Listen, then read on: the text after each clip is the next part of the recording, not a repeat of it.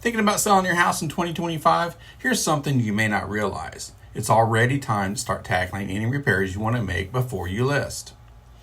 I know it feels like there's a lot of time between now and the first of the year, but it's gonna fly by. Starting early gives you more flexibility to spread out the task on your to-do list, and that'll seriously cut down on some stress. Not sure where to start? An agent is your best resource on what to update and which ones are worth it in your local market. But here's a look at some of today's common seller improvements. While there are some potentially bigger items on this list, there are some small stuff too, like a fresh coat of paint and tidying up the landscaping. Before you get started, let's chat. I can help you prioritize what to tackle based on your budget and your timeline. That way you'll be sure to spend your money and your time on things that'll be worth it when you sell.